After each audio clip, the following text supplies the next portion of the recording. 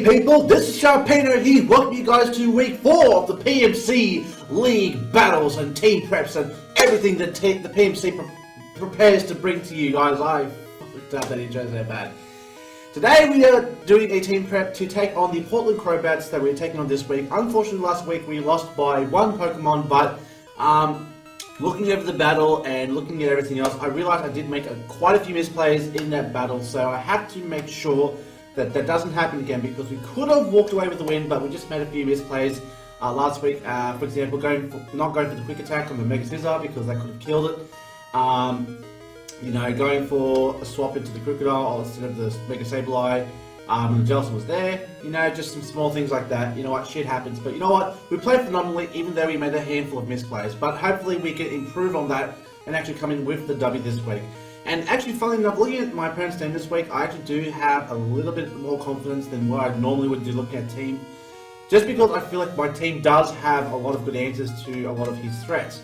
So looking at our opponent's team here, as you see on the screen here, we do have the Infernape, the Thunderous, the Hydreigon, the Run and Wash, the Mandibuzz, the Reuniclus, the Granbull, the Rhyperior, the Ditto, the Steelix, and the Mega Venusaur. So definitely a powerful team to say the least. I'm not discrediting the fact that it is a good team. I just feel like I have a lot of answers for this team here. Also, I should point out that I did a trade last week into this week, so I should let you guys know. I have replaced Garbodor for Aromatisse, and the reason why I've swapped out the Garbodor for Aromatisse is the fact that Garbodor really doesn't have a need on my team, especially because I have Dragalge as a poison type on my team. I kind of have my answer for fairy types, even though it's not a solid answer to fairy types. But I can make it especially defensive, and it could do work against certain fairy types.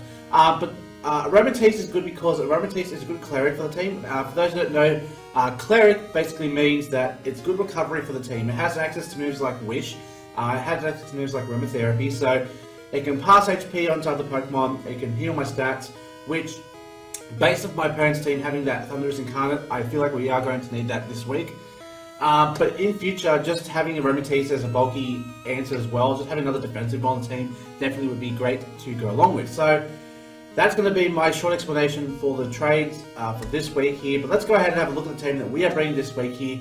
This week we're bringing the Talonflame with Leechy Berry, with Gale Wings, Flare Blitz, Brave Bird, Natural Gift, and Roost. Now Leechy Berry has, again, 2 points to this from Natural Gift. So number one, if my opponent outspeeds for whatever reason, it can raise my attack when my health is very low, so it raises attack.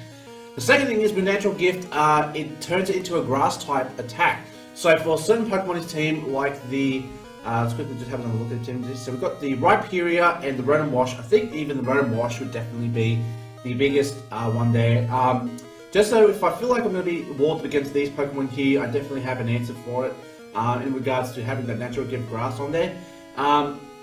Flare Blitz, Brave Bird, standard moves, and Roost, and everything else. So that's pretty standard Talonflame. So the only thing that's going to be a secret weapon this week is the Natural Gift Grass. Hopefully this week we won't get bug bited and lose our berry before we're able to use them. Next we have the Krookodiles here.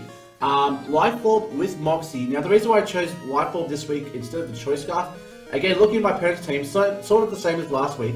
A lot of the Pokemon in his team do naturally get outsped by a Krookodile. So things like, I'd say 1, 2, 3 Pokemon, again, only get outsped by the Krookodiles. So really, I have a feeling on his team though, he's going to bring the Hydreigon, and more likely the Hydreigon is going to be Choice Scarfed. So to bring Krookodile Choice Scarf seems a little bit irrelevant. Having a look at his other Pokemon like Run and Wash, which has a base speed of 86, and Mandibuzz and Mega Venusaur next up with base speed of 80. I just feel like we could definitely do some work there with the Krookodile not being Choice Scarf. So again, Life Orb, Moxie with Earthquake, Crunch, Stone Edge, and Aqua Tail. Aqua Tail being for the Steelix and the Rhyperior, should we get locked up against them. Stone Edge for the Mandibuzz and Thunderous, because I got a feeling he's going to bring the Mandibuzz to be his defogger. Just so he doesn't get hit by rocks and all that. Next we have the newly added member to our team. We have Aromatisse. Leftovers, Aromavale with Moonblast, Psychic, Aromatherapy, and Wish. So this is a special defensive wall because a lot of the Pokemon in his team do have their special capabilities. Like I was looking at his team, he has 1, 2, 3, 4, 5, and then the Ditto could be depending on what he turns into. So he does have quite a bit of special bulk. Now, I could go for a physical variant, but honestly, I just felt that the threats to Romatees definitely would be better off being a specially defensive wall there. And, you know, we've got moves like Psychic to take on either the Infernape and the Mega Venusaur, because more likely he'll try to expect me to either go for a Moonblast. So if I can make a read and go for a Psychic when I'm trying to predict a Venusaur coming in, that'd be fantastic. And, you know, like I said, Aromatherapy for, I think, that Thundurus, because I think Prankster Thundurus will be playing a part in this battle here. I feel like he's going to bring it. I'll be very surprised if he doesn't. But like I said, it's just there to eat up the Thunder Waves or whatever stats he wants to try to pass on to us. Next we have the Armaldo, also packing leftovers with Battle Armor. Now this is Stone Edge, X Scissor, Rapid Spin, and Stealth Rock. So this is both our Spinner and our Stealth Rocker. Now the reason why I decided to do this is because looking at my opponent's team, I felt Armaldo could definitely do quite a bit of work against my opponent's team here this week. My only concern is for Pokemon like Thundurus and all that, because they do have a lot of special attacks, so I don't know. I'm pretty sure he can't live a Thunderbolt Life Orb from a Thundurus, but just for other Pokemon like defensive mons like the Rhyperior, the Steelix, we can get a chance to Stealth Rock, Rapid Spin, do what we need to do, and we still have moves like Stone Edge and X Scissors to kind of answer to some of his Pokemon's team, like the Reuniclus, the Thundurus, the Hydreigon even. But, you know, we'll just see how things go here. Like, I mean, every team prep, you're always going to prepare for a certain team in your head, but you know what? You're always going to get surprised when they don't bring that team they brought. Next, we have someone who did very well last week. We have the Dragalge. This week, we're going with Black Sludge, and he's got Poison Point. Fuck that. Adaptability, bitch. What the fuck? Okay, so we're going to go for Black Sludge, Adaptability.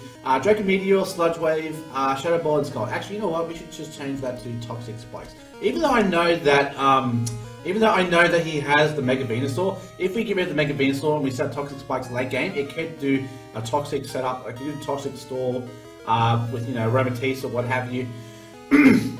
Excuse me. But, you know, yeah, I just feel like, you know, Shadow Ball being only there for the Reuniclus, I still think Adaptability Draco Meteor is going to do a lot more than a Shadow Ball on the thing. The only thing I could do is possibly go for those special defensive drops against the Reuniclus, but that's really playing a bit dicey there. And if it has Regenerator, he's going to be swapping it out as soon as he gets low health. So really, that's why the Toxic Spikes are there, just to kind of be that answer if he wants to play Regenerator Core there.